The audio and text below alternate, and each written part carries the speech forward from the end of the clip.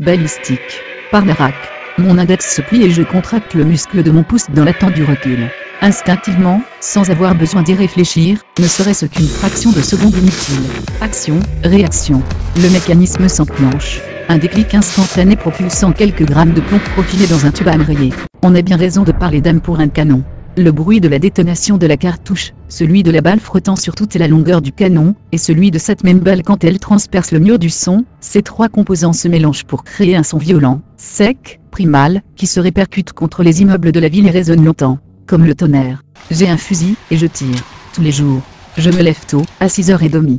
Je me fais un café dans un petit verre que je tiens du bout des doigts, je pose un paquet de cigarettes sur le tabouret de mon balcon, contre le mur, loin du rebord pour ne pas être visible, je prépare mon fusil, je choisis une cible et je tire. À 11h je m'arrête, je mange, je change de chargeur, et je reprends jusqu'au soir. Il est important de se lever tôt, pour les avoir lorsqu'ils vont au travail, ou qu'ils vont déposer leurs enfants à l'école. Ils ressortent vers 12h30, c'est pour ça que je mange avant eux. Généralement vers 15h il ne me reste plus qu'une balle, ou deux donc je peux prendre mon temps. De mon balcon j'ai un large champ de vision sur les rues en contrebas, qui partent dans chaque direction. Quelques places pavées. Des monuments au loin. Je vois le réseau de la ville s'étaler sous mes yeux, comme sur une carte. Les derniers habitants du quartier sortent de moins en moins, mais il y en a aussi qui luttent pour garder une vie normale, qui continuent de m'ignorer, soit parce qu'ils ne savent pas que je les surveille, soit parce qu'ils ne peuvent plus rester enfermés chez eux. Je ne vise pas ces gens-là en particulier, mais ils m'offrent plus d'occasion. Je reste sans bouger toute la journée, et je vise. Un simple geste du doigt et je déchaîne l'enfer. Un enfer fulgurant et d'une précision chirurgicale que je maintiens là, immobile entre mes mains. 7 kilos de morsure prolongent mon bras. Une force inerte mais que je sens pourtant bouillonner, et qui, comme moi, est sensible à son environnement, la température, la pression de l'air, le vent, la gravité. L'arme est une extension de moi-même. C'est l'outil qui exécute ma volonté. Sous mon index, le fusil est un crayon. Un crayon qui trace un cercle dont je suis le centre. Une fois ce périmètre tracé, seul son centre reste vivant. Tout ce qui se trouve dans le cercle, tout ce qui pénètre ce périmètre, finit par mourir. C'est comme ça. Cela vous paraît peut-être une abstraction chimérique de ma part. Je peux vous jurer que si je m'applique bien, il n'y a rien de plus concret. Je peux abattre un homme à 2 km. Au moment où je tire, je deviens autre chose qu'un être humain. Un être humain est une cible. Moi je tire. En faisant cela, je deviens alors une force qui crée un axe dans l'espace. Le long de cet axe, le temps s'accélère, et des gens meurent. Je ne me préoccupe pas d'eux. Mon esprit entier ne se concentre que sur cette pointe de plomb sifflante. Je sens la balle fusée, et je sens aussi l'impact, instantanément, dans mes mâchoires, dans mes bras, dans mes oreilles, dans mes tripes. Je fais corps avec le fusil. Ce que je fais est devenu très instinctif. Ça ne fait pas de moi une machine. Au contraire, je fonctionne bien plus comme un animal. Beaucoup d'oiseaux et de poissons chassent comme moi. Ils repèrent, ils se positionnent patiemment, ils tuent. La seule différence est que je ne le fais pas pour manger. Je ne fais souffrir personne. Il est vrai que ce que subissent mes proies doit être assez dramatique. Je n'ai jamais été pris pour cible mais de là où je suis, de mon côté du viseur, c'est plutôt facile à imaginer. Ils marchent dans une rue, s'en allant au travail, faire des courses, allant voir des amis. Ils marchent, préoccupés par des idées, des désirs, des projets, des souvenirs, et subitement plus rien. Ils disparaissent bien plus vite qu'ils ne sont venus au monde. Ils tombent comme des arbres, et leurs organes perforés se vident de sang, par terre. Si ma première balle les manque, ce qui arrive parfois, ils rentrent la tête dans les épaules et ils lèvent les yeux, tentant de comprendre ce qu'il se passe. Personne ne court avant de savoir vers où courir. Comme face au tonnerre. Personne ne court face au tonnerre, parce qu'il n'y a pas de direction vers laquelle fuir. Comme la balle se déplace plus vite que le son, il y a toujours un moment où ils se fichent sans savoir. Ils sont très étonnés de mourir, même s'ils savent que de nos jours, il est dangereux de marcher dans la rue.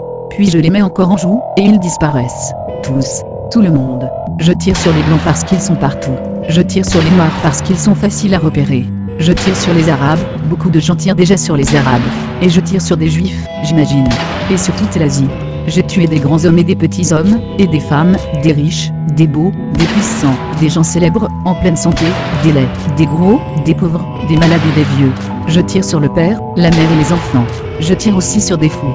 Je tire sur le prêtre, je tire sur l'imam, sur les mécréants, sur les prophètes. Parfois je tue des groupes. Je tire sur tout le monde et je m'en fous. Je pourrais même tirer sur les oiseaux et les chiens, mais les balles coûtent cher. Je tire à gauche, à droite, je tire au centre, je tire sur les libéraux, je tire sur les conservateurs, je tire sur les fascistes, sur les communistes, sur les chrétiens démocrates.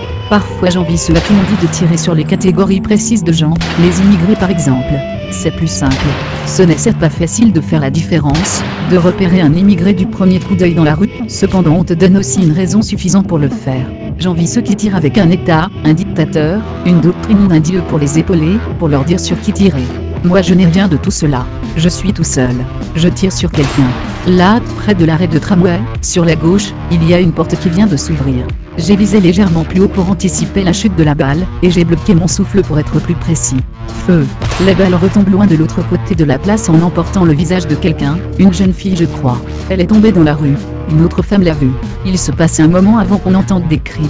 Voilà, il y a des cris. C'est toujours comme ça. Les gens crient. Ils s'agitent connement mais ils ne font rien. Ils s'approchent du cadavre. Comme un vrai petit troupeau. J'ai déjà rechargé. En joue. Feu. Il panique en dessous. D'un mouvement de poignet je fais coulisser la chambre, les cartouches jaillissent éteintes en retombant. Pas de précipitation. Les bras souples, les mains précises. Respirez à fond. Bloqué. Feu. Je compte mes tirs de façon mécanique et je recharge. Les balles claquent comme si la main de Dieu, giflait chacune de ces merdes passives de toutes ses forces, mais je ne crois pas en Dieu. Ou alors en un Dieu qui aurait un fusil. En joue. Feu. J'oublie souvent que je tire sur des gens comme moi, qui respirent, qui pensent, qui vivent. D'ici, j'ai plutôt l'impression d'éclater des frites au mur. En joue. Ça bouge. Feu. Ça ne bouge plus. Plus rien ne bouge. On entend seulement des sirènes qui se rapprochent. C'est toujours comme ça. Il y a toujours des sirènes quelque part. Ils vont venir chercher les corps, les enrouler dans un drap ou une bâche et se dépêcher de partir.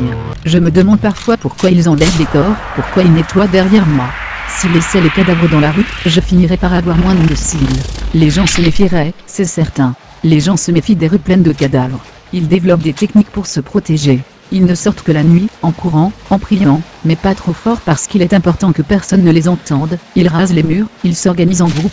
Certains s'arment, comme cela ils peuvent courir, tirer et ramasser les cadavres des leurs en même temps. Ils ont des chefs pour leur dire sur qui tirer. C'est comme ça que ça commence. Ce ne sont pas des sirènes de police. La police ne viendra pas. La police ne vient plus. Ils sont occupés ailleurs. Là dehors, il doit y avoir beaucoup de gens avec des fusils. Je me demande combien. Combien sommes-nous à tirer? Et alors, d'un seul coup, je ressens comme un vertige. J'imagine aussitôt des cercles devant moi, derrière moi, à gauche et à droite. Des cercles et de longs traits, tracés et tirés partout sur la ville. Des trajectoires et des périmètres aussi nombreux, qu'ils noircissent l'horizon devant moi. Des centaines, des milliers de tireurs. Et des cibles. Des cibles toujours plus nombreuses qui cherchent des fusils.